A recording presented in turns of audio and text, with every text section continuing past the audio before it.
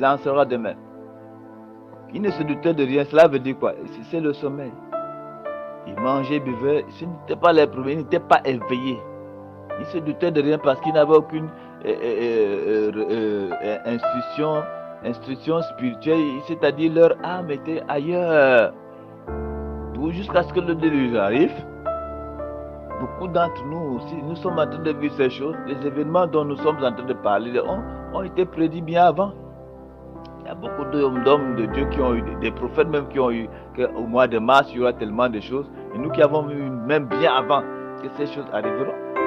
Les gens continuent. Les gens sont tellement lents à comprendre. Et quand ça arrive, qu'est-ce qui se passe? On se demande, vraiment c'est la fin des temps.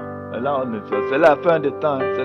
Jusqu'à quand vous allez crier toujours c'est la fin des temps? Nous sommes en train de savoir que c'est la fin des temps depuis même le temps de Paul. Mais nous sommes en tant que les enfants de Dieu en train de voir à quel niveau se trouve le corps de Christ actuellement.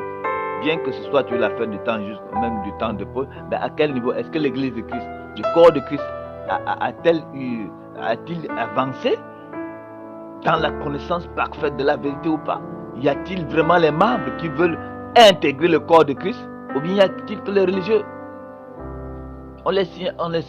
Je ne les vois pas. Je vois seulement les gens. Dieu me révèle, Dieu parle avec moi et tout. Dieu, c'est bon. Dieu il parle avec tout le monde.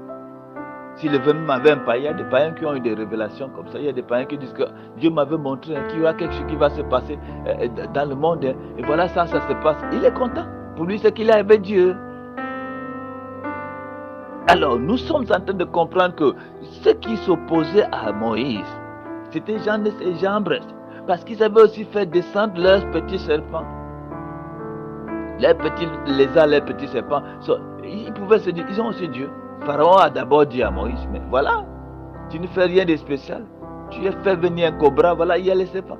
Donc, nous sommes en train de vivre une certaine confusion dans laquelle l'ennemi va faufiler. L'antéchrist va rentrer dans ça pour fermer les yeux des véritables enfants de Dieu, les faire s'endormir. Il nous endort comme ça, les choses se passent inaperçues. On est là dans le bien-être. Et quand brusquement il va se passer, même le bien dont vous pouvez donner aux gens, pour les aider, vous n'aurez pas moyen même de les appeler frère, mon frère, voilà un billet, voilà un chèque, va prêcher l'évangile, voilà les biens, voilà, est-ce que ta famille va bien, est-ce que toi-même tu te portes bien? Qui parmi vous aujourd'hui a essayé de demander comment va l'homme de Dieu, sa santé, tout? Excusez-moi, je ne vous accuse pas. Peut-être quelques-uns l'ont fait, ils le font tout le temps, c'est très bien, c'est une grâce. Comme moi également, j'essaie de vous demander comment ça va, est-ce que la parole de Dieu, vous la gardez, c'est toujours pour savoir si ça bouge. Peut-être qu'il y a certains qui ont besoin de connaître certaines choses. Je vois peu qui me posent des questions, qui veulent approfondir. Peut-être que c'est des personnes qui mangent par ici, par là. Elles sont un peu gourmandes, elles mangent dans telle église, elles mangent dans telle autre église, elles mangent un peu partout, elles ne se rassasient pas. Bon, si cela peut vous arranger et que ça ne vous donne pas la colique, ça ne gonfle pas le ventre, parce que là, il y a des personnes qui sont là avec le gros ventre. Et puis vous pouvez, on n'a pas besoin de confondre gros ventre en bon point et kwashiorkor. On va faire toute la différence. Donc, on les fait, on voit, on fait avec ces personnes qui ont peut-être leur kwashiorkor et par rapport aux autres qui ont des gros ventres parce qu'ils pourront manger par ici, par là, ils ont un meilleur appétit. Partout, il faut manger, il faut prendre. Moi, ce qui m'intéresse, ce qui intéresse le Saint-Esprit, c'est que grandissez, croissez en sagesse et en intelligence, comme la Bible nous dit. Tant que vous avez de part et d'autre et que vous manifestez des bonnes œuvres, ça c'est l'essentiel, c'est le bon fruit qu'il faut. Il faut faire ce que Dieu vous dit de faire. Ne pas faire pour faire plaisir aux autres. Moi j'ai eu des problèmes. J'ai mes soeurs, j'ai mes cousins qui m'ont envoyé directement de l'argent. Quand j'avais des problèmes, ça c'est un fruit. Un fruit de Dieu rapidement. Parce que mon frère, mon cousin, mon tonton, il est dans un besoin. Je le fais vraiment de tout cœur parce que non seulement il peut être mon cousin, mais j'ai la foi. Dieu me dit de le faire. Même s'il n'était pas. J'ai peut-être un tel personnage. Là-bas, il n'a pas d'habit. Je veux lui envoyer un costume. Peut-être je ne connais même pas un homme de Dieu. Ça me ferait plaisir qu'il porte mon costume. Ça me ferait plaisir qu'il accepte mon offrande. Ça me ferait plaisir. Et de la même manière, ça me plaît aussi lorsque vous recevez les prédications, les révélations venant de Dieu. Si vous les même méprisez, ça c'est mon plaisir de que vous les recevez gratuit. Je sais que tous ceux qui écoutent ce que je dis là, ne serait-ce qu'ils arrivent à tirer un petit quelque chose là. Et ça va les aider, ce petit quelque chose dont vous tirez. Peut-être que je ne prêche pas comme dans les grandes dénominations, des personnes éloquentes qui ont de bons français, vraiment, et qui passent avec, je ne sais pas. Mais le peu dont je dis, ça peut aider. Peut-être c'est une petite aiguille que vous ramassez dans ma prédication, ça pourra vous aider un jour à coudre, peut-être une déchirure quelque part. Il serait bien d'être intelligent. Voilà les informations dont nous avons ces moments. Ces informations données par les messagers, les messagères là, une Congolaise qui a parlé en parlant des choses. Il ne faut pas avoir prenez pas les vaccins en Afrique et tout. C'est des messagères et nous amènent la bonne nouvelle. Mais quand nous prenons ces choses, gardez-vous dans l'hygiène et tout. Qu'est-ce que nous faisons de ça? Certains même s'en foutent et ne mettent pas en pratique. Et pourtant, il ne faut pas négliger lorsque vous entendez les messages. Tout homme de Dieu a quelque chose qu'il apporte. Nous ne sommes pas à même de mieux nous juger les uns les autres en tant que serviteurs de Dieu. Non, mais non. Chaque homme de Dieu, où que vous alliez là, quel que soit aller à l'église catholique, les prêtres, les messagers, les pasteurs et tout, ils ont toujours un petit quelque chose, un petit plus qui peut vous aider. Ce sont les hommes de Dieu, les enfants de Dieu, qui peuvent vous aider. Il faut tirer seulement ce qui peut vous édifier et pour vous faire avancer. Que de rester là et être des nuls. Si nous sommes des nuls, nos lampes vont s'éteindre. Parce que nous n'avons pas assez d'huile dans la lampe. Et au véritable moment, lorsque le Seigneur apparaîtra, nous n'aurons même pas la possibilité. Alors que nous l'avons attendu avec beaucoup d'huile. Il n'est pas venu à ce moment-là. Donc on a beaucoup de la foi. On a cette foi-là, tout le temps on attend. Le Seigneur vient alors à un moment, on ne s'y attend pas. On n'a même presque plus rien. Oh, quand j'avais encore, c'est moi qui faisais ceci, c'est moi qui aidais tel, c'est moi. Oh mon frère, tu es venu à un mauvais moment. J'ai eu des rencontres comme ça. Je t'aurais payé là vraiment un billet pour que tu ailles prêcher cet évangile. Ce que tu as là comme révélation, frère, il faut que tu ailles aux États-Unis prêcher ça. Vraiment, je sais que si j'ai... Oh, mais tu es venu à un moment. Moi, j'ai envoyé les missionnaires. J'ai fait comme ça, j'ai. Vous voyez que ça dérange quand on est démuni, quand on est défaillant, quand on se trouve déjà n'étant plus capable de faire quelque chose de bien, ça dérange. Oh, vous dites, oh, vraiment, si vous faites ça m'aurait donné une grande joie de voir que c'est moi qui l'envoie maintenant prêcher l'évangile. Je l'invite au Canada, il vient, ne serait-ce que 3, 4, 5 jours, une semaine.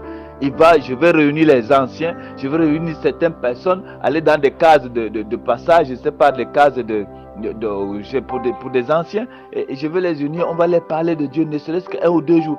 C'est des merveilles. Qui d'entre vous peut avoir cette idée-là? Vous savez que servir Dieu même de cette manière, ça, votre nom est noté. On n'a pas besoin toujours de devenir pasteur, homme de Dieu comme moi, pour prêcher dans les grandes campagnes, les milliers. Vous-même, vous pouvez faire de manière. Vous pouvez inviter un homme de Dieu chez vous. Et vous invitez peut-être le quartier. Mes frères et sœurs, je parle surtout des sœurs, elles qui ont maintenant cette amabilité-là. Elles peuvent le faire, elles sont actives. Hein. Nos sœurs maintenant sont braves et le Seigneur les utilise maintenant. Parce que c'est leur heure. S'il vous plaît, mes sœurs, venez. J'ai un homme de Dieu, je vais le faire venir. Il peut nous donner les conseils. Que ce soit des régions ou pas. Venez seulement. Rien que cet homme de Dieu venant de loin, il pourra vous donner une seule parole. Et la parole peut sauver une âme. Et cette âme-là, à partir d'elle, peut sauver 10 autres. Et le travail dont vous avez vous-même fait en invitant un homme, vous savez la récompense que vous pouvez avoir. On s'assied seulement, on va à l'écoute, on rentre, on pense qu'on ne peut rien faire. Vous pouvez faire le travail, vous pouvez travailler pour le Seigneur d'une manière ou d'une autre. Et vous contribuerez maintenant à ce qu'on appelle l'avènement du Seigneur. Vous entrez dans l'avènement, la personne de Jésus pour préparer son avènement et vivre son avènement avec lui. Afin que lorsqu'il revient, au moment où il amène, au moment où il est enlevé, que vous soyez enlevé avec lui, l'enlèvement. Que vous soyez un avec lui pour aller dans le ciel avec lui un. Comment pensez-vous? Certains pensent qu'ils vont être sauvés. Le Seigneur est là dans les airs. Eux, ils vont le rencontrer dans les airs. Et tous, ils sont sauvés comme des personnes. Avant que vous n'allez rencontrer votre Seigneur dans les airs, il faut déjà que vous soyez en lui. C'est un aimant qui tire l'aimant. Il a l'aimant en lui. Si vous n'avez pas cet aimant-là, il va vous accrocher. Vous allez vous accrocher comment? Lorsque vous avez un aimant, vous mettez comme ça là. Ça ramasse le fer parce que le fer a quelque chose qui correspond à l'aimant qui est là. Si vous n'avez pas, vous ne pouvez pas être enlevé. C'est là le problème. Il ne faudrait pas qu'on parle Jésus. Et lorsqu'il vient, on n'a pas l'aimant capable de correspondre avec son aimant. Et alors là, ça peut faire problème. On aura beau dire, on a fait les jeûnes, on a prié, on a fait des miracles. Alors la parole va se répondre que je ne vous connais pas parce que vous n'êtes pas à moi. Vous n'avez pas l'aimant dont j'ai. C'est ce contact d'aimant là qui fait que à n'importe quel moment où que je sois, nous sommes connectés. C'est cet aimant là qui est important. Ces événements arrivent ici, à nos jours.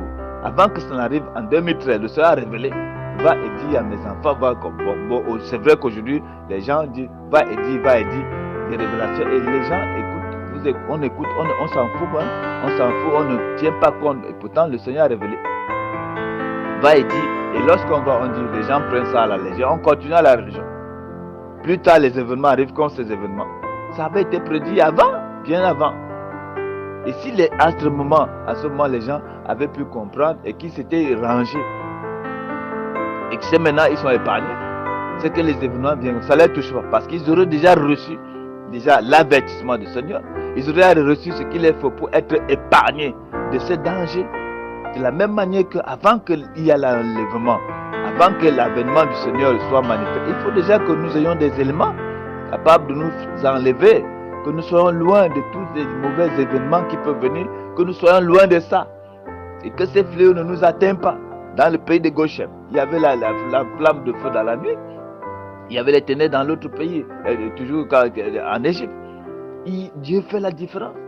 Si nous sommes en lui, nous avons sa personnalité à nous, il y aura toujours la différence. Dieu sait où se trouvent ses enfants. Et lorsque nous allons prier le Seigneur, il va toujours nous exaucer. Il fera justice à ceux qui lui demandent. C'est ce qui est écrit là, nous avons lu ça.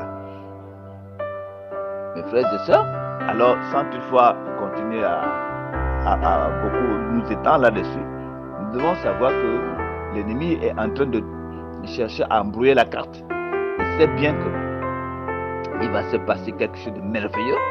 Alors il suscite des choses pour embrouiller. Pour que les gens oublient, il va faire venir la bête, vous imposer, cherchant à vous contrôler. Et 666, on a toujours vu ces choses-là, ceux qui ont suivi les prédications. Si vous voulez encore qu'on revienne sur ça tout le temps, il faut toujours me parler et me demander. On a vu comment on calcule le nombre de la bête. On a eu ce calcul-là. Ce qui donne 666, il y a ça se calcule. On a vu un nombre de personnes. Et dans ce nombre de personnes, moi je ne sais pas si je parle encore de mon livre dont j'ai pu écrire le dragon et la bête, tout ça. Et là-dedans, il y a toutes ces choses-là. Le nombre de la bête, le nombre d'hommes, qui est 6 ici, un groupe de traditionnels, qui est 6 là-bas, un groupe de religion, et qui est 6 là-bas, un groupe de spiritisme, de politique, si vous voulez bien. Ça donne 666. C'est le nombre des hommes. Et il faut savoir déjà ce nombre-là, où ça se trouve. Et lorsque la bête se manifeste, ceux-là prennent la marque sans problème. Parce qu'ils sont aussi collés à eux, ils sont aimantés à eux. Et lorsque vous êtes déjà en contact aimanté à eux, vous prenez la marque quand on vous met la 6 là, ouvertement là. Ça ne fait aucun problème parce que vous êtes parti de ça, de ce 6 là, de cette marque. D'abord, il y a eu une étude concernant qui est la bête. Qu'est-ce que la bête? Dans les études que j'ai pu faire. Et ensuite, quand elle est devenue bête, ainsi de suite. Donc, mes frères et sœurs, il est temps que nous sachions que le Seigneur a dit qu'il détruira ceux qui détruisent la terre.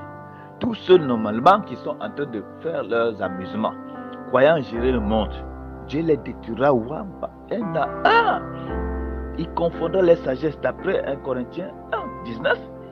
Il détruira ceux qui détruisent la terre par la séduction qui entraîne les enfants de Dieu à la dérive, qui trompe les enfants de Dieu, qui les arnaque, qui les suscite des problèmes.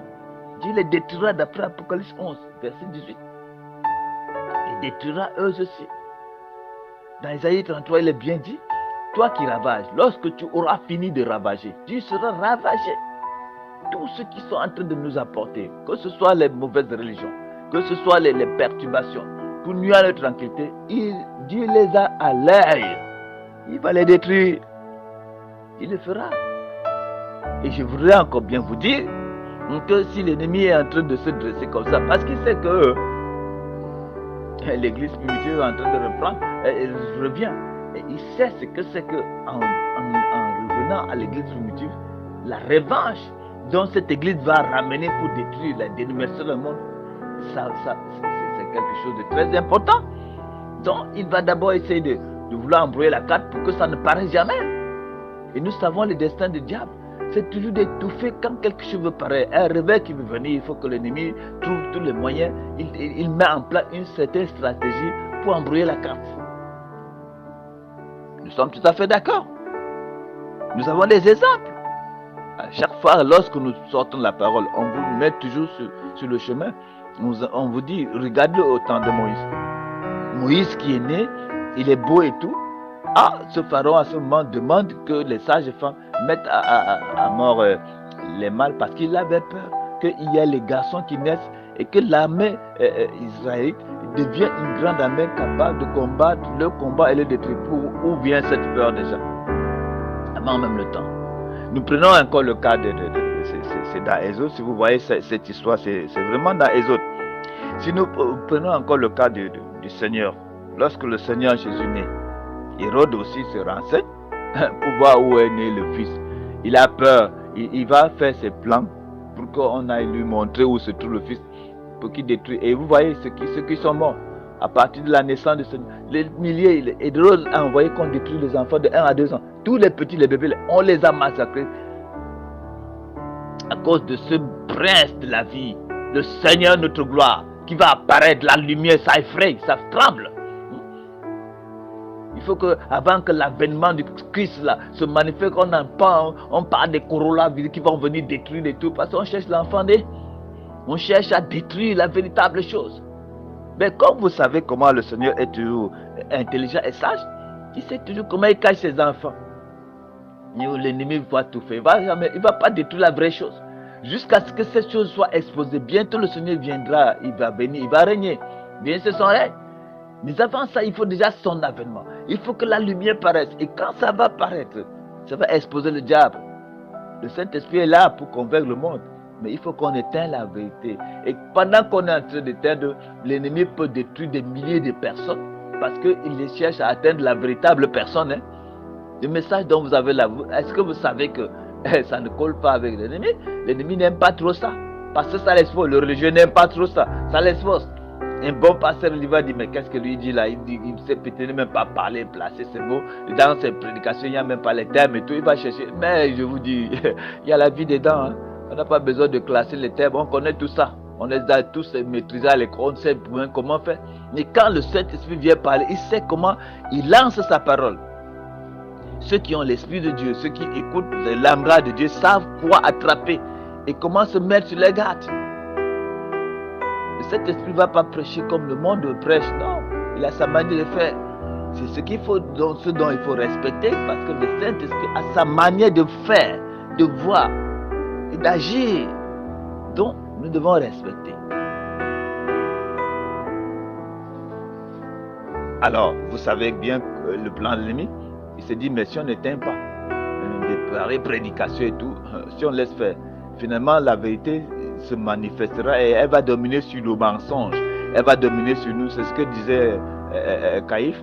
De quoi Caïphe est un prêtre. Si on le laisse faire, les Romains viendront dominer sur nous. Si on les laisse faire, il faut qu'on les carte. C'était leur pensée. Parce qu'ils n'aimaient pas ce qui est juste. Ils n'aiment pas ce qui est vrai. Lorsque vous écoutez ces paroles, pourquoi vous ne la mettez pas en pratique? Parce que vous n'aimez pas ce qui est vrai. Mettez-la en pratique et voyez comment le Seigneur agit avec vous. Mais si vous l'écoutez tout le temps, c'est la région où vous tournez. Lorsque ça s'accomplira d'une manière ou d'une autre, vous en souviendrez. Vous saurez que le Seigneur vous avait averti combien il vous a tellement aimé, qu'il vous révèle des choses dont vous ne pouvez pas voir nulle part. Nous ne sommes pas en train de nous lancer les fleurs. Je ne me lance pas les fleurs. Mais essayez de tourner un peu partout. Vous avez peut-être déjà tourné.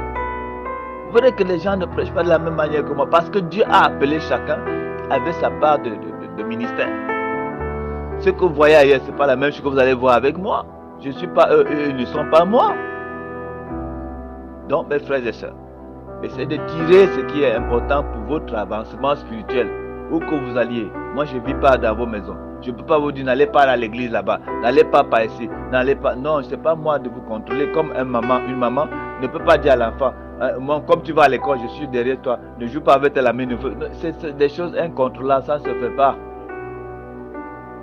Il faut seulement que l'enfant qui va à l'école, qu'il met sa tête à l'école, qu'il réussisse, ça fait la joie du parent. Quel que soit l'école, il y a des milliers d'écoles qui existent.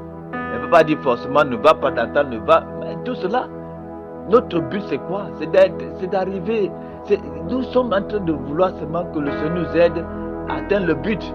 On n'est pas en train de se guerroyer par ici, telle région, telle ceci. Ce n'est pas là le vrai but. Si on attrape où se trouve la véritable parole de Dieu et on la met en pratique, on est béni. C'est l'essentiel là pour nous. J'appelle donc à mes frères et sœurs d'être plus vigilants. Ce n'est qu'encore une petite partie de ce que nous sommes en train de dire, parce que nous sommes en train de vivre un signe. Le signe est très très difficile à décortiquer, mais sagement, il faut qu'on le fasse, pour que nous sachions comment on peut mieux préparer l'avènement de notre Seigneur, parce qu'il nous interpelle. À partir de ce que nous sommes en train de vivre, nous ne nous égarons pas, nous ne laissons pas, nous ne lâchons pas. Continuons à persévérer dans nos prières. Prions pour que le Seigneur anéantisse ces maladies. C'est notre devoir. J'ai dit dernièrement que notre président africain avait déjà lancé le coup. Il a lancé déjà la lettre et il a même pris le peloton. Il a été vraiment, j'ai dit dans le Dieu dont j'ai pu parler, je ne sais pas si ils ont écouté YouTube, je ne sais pas où. Comment l'Afrique est encore à l'honneur. Dans des événements, l'Afrique est toujours là. Pourquoi les autres ailleurs n'ont pas commencé à prendre les problèmes de prière? Il n'y a que notre président africain, Zambie, qui demande la prière, un jour de prière des jeunes. Ça, c'est très intéressant pour nous, les Africains. Ça, c'est très intéressant. Je vais vous dire peut-être plus tard ce que cette prière a fait pour le continent africain devant Dieu. Vous ne pouvez pas y croire. Mais c'est très tôt de le dire. Parce que le petit renard, nous savons comment il tourne toujours pour écouter. Ah bon, donc Dieu a fait. Bon, je vais encore faire c'est trop. Le Seigneur dit, je confondrai la sagesse des sages. Tout ce que l'ennemi est en train de chercher à faire pour empêcher que cette réalité, cette vérité soit manifeste, Dieu cassera tout et il paraîtra tout. La vérité va toujours finir par triompher. Ce qui sera important pour nous, c'est qu'en triomphant, que nous fassions partie de cette vérité. Que nous soyons des fils de Dieu, des filles et des filles de Dieu, dont le monde entier attend. J'ai l'habitude de parler dans Romains 8, 19 à 21, la manifestation des fils de Dieu. Nous devons atteindre cela. Nous devons arriver vraiment à voir ça en nous, vivre ça pour la gloire de notre Dieu. Tel Père, tel Fils. Que Dieu nous bénisse. Shalom.